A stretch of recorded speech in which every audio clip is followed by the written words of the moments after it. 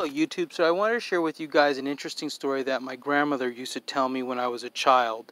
I'm not sure if it was one of those stories that was told to me over and over again, but I remember it really resonating with me even as a child, and how I thought it was super interesting how the Indians, she specifically said her family were Aztec Indians, and how they use fish to fertilize their fields. And the story she told me is basically the waste part of the fish that they couldn't eat.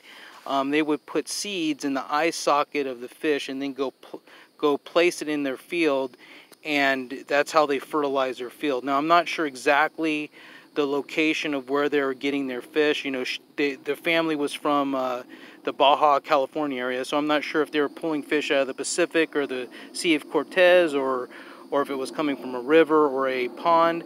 But she did tell me that they were using fish to fertilize their fields. I mean, it kind of makes sense. Where, you know, nowadays aquaponics is popular. This is where these two fish came from. For about a month or so, I've been farming tilapia. I'm kind of surprised or shocked at how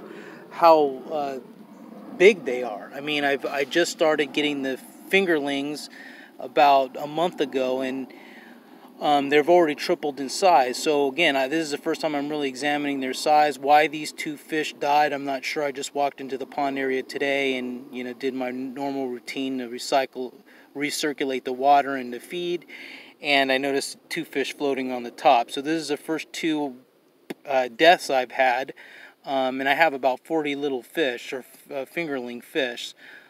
So anyway, I just thought I would share this interesting story, how, well, now I'm going to take that story and kind of put it in practice, and put it in my peach container here. I'll just bury the two fish. If I have any more dead fish, what I'll do is I'll actually get some seeds and put in the socket of the eye of the fish, and then put it out in the field somewhere and just kind of do a tutorial to see if it actually works, which, you know, most likely it does. I did a little bit of research online, and basically they said that the best fish to use are the fish that we actually consume, humans consume. So this is a tilapia. We consume this fish.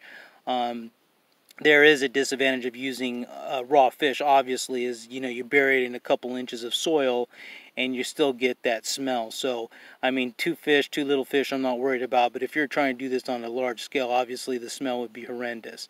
But anyway, just wanted to share with you guys an interesting story, how, you know, stuff like this comes full circle, why things resonate with us when we're kids, and then, you know, obviously when we're adults and make our own decisions, we're kind of doing the same thing. So anyway, maybe someone could explain that psychology to me. So anyway, see ya.